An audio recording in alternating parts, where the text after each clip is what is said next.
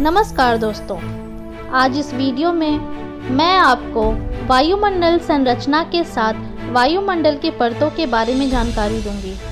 बस आप सब मेरे साथ इस वीडियो के आखिरी तक बने रहिए और अगर आपने मेरे चैनल को सब्सक्राइब नहीं किया है तो करके बगल के बेल आइकन को भी प्रेस कर दीजिए। तो पहले हम बात करते हैं वायुमंडल की संरचना के बारे में। क्या आप सब जानते हैं कि वायुमंडल पृथ्वी पर जीवित जीवन के लिए जिम्मेदार कई गैसों का मिश्रण है। इसमें भारी मात्रा में ठोस और द्रव के कण होते हैं, जिन्हें सामूहिक रूप से एरोसोल के रूप में जाना जाता है।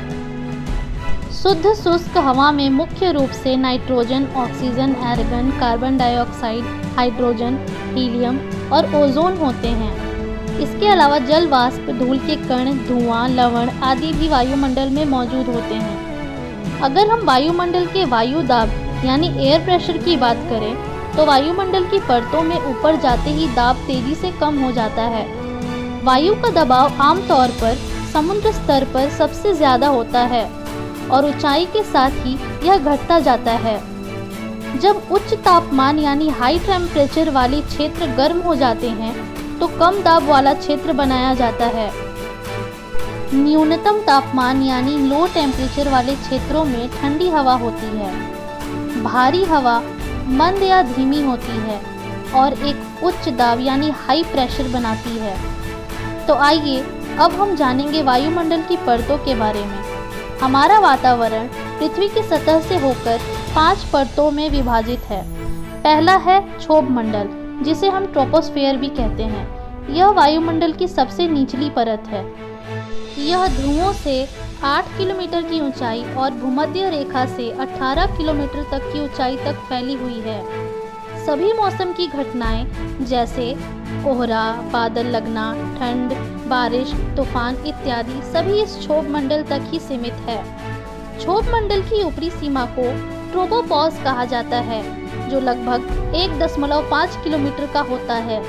धूल के कण, जल वाष्प और अन्य अशुद्धियां यही ट्रोपोपॉज में पाई जाती हैं। यह परत पृथ्वी को गर्म रखता है क्योंकि यह पृथ्वी की सतह द्वारा और वायुमंडल की सबसे निचली परत होने के कारण अधिकतम गर्मी को अवशोषित कर लेता है। हम जिस हवा में सांस लेते हैं वह हवा भी यानी ऑक्सीजन इसी परत में मौजूद होता है। अब हम बात करेंगे समताप मंडल की, जिसे स्ट्रेटोस्फेयर भी कहा जाता है। यह परत 50 किलोमीटर तक की ऊंचाई तक फैला हुआ है। जेट विमान लोअर स्ट्रेटोस्फेयर या निचले समताप मंडल के माध्यम से उड़ानें भरते हैं, क्योंकि यह उड़ान के लिए अनुकूल स्थिति प्रदान करता है। ओजोन परत पृथ्वी की सतह से 15 से 35 किलोमीटर तक की ऊंचाई पर लगभग समताप मंडल के भीतर ही स्थित होता है। अगली जो परत हमारे वायुमंडल में स्थित है वह है मध्यमंडल या मेसोस्फेयर। यह हमारे वायुमंडल की तीसरी परत है। यह समताप मंडल के ऊपर स्थित होता है। मध्यमंडल 50 से 90 किलोमीटर तक की ऊंचाई तक फैला हुआ होता है। ऊंचाई के साथ तापमान घटते जाता है। यह 80 से 90 किलोमीटर की ऊंचाई पर न्यूनतम -80 डिग्री सेल्सियस तक पहुंच जाता है। यह वायुमंडल की सबसे ठंडी परत है। अब हम आते हैं अगले परत की ओर, जिसे थर्मोस्फेयर या तापमंडल भी कहा जाता है। यह पृथ्वी की सतह से 80 किलोमीटर से 640 किलोमीटर ऊपर तक होता है। यहाँ बढ़ती ऊंचाई के साथ साथ तापमान भी तेजी से बढ़ता है।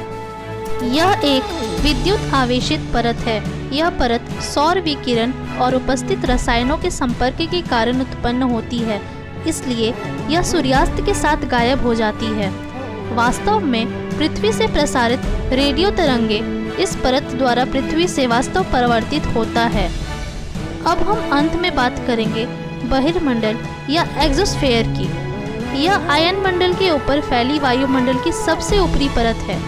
इस परत का घनत्व बहुत कम होता है और तापमान 5568 डिग्री सेल्सियस हो जाता है। हीलियम और हाइड्रोजन जैसी हल्की गैसें यहाँ से अंतरिक्ष में तैरती हैं। यह थर्मोस्फीयर या आयनोस्फीयर के ऊपर 10,000 किलोमीटर यानी लगभग 6200 मील तक फैला हुआ होता है। तो कैसी लगी आप सबको यह जानकारी? कमेंट बॉक्स में ज़रूर बताइएगा। और अगर आप सबको किसी भी तरह का कोई डाउट हो तो वो भी आप मुझे कमेंट करके बता सकते हैं। और अगर आप चाहते हैं कि मैं आप सबके लिए ऐसे ही ज्ञान से जुड़ी तरह तरह की वीडियो बनाती रहूं, तो आप सब मेरे इस शाइनी ज्ञानशाला चैनल को सब्सक्राइब करना मत भूलिएगा। और हाँ, मेरे वीडियोस को लाइक शेयर भी ज़रूर करिएगा। मिलते हैं अगले वीडियो में, तब तक के लिए धन्यवाद।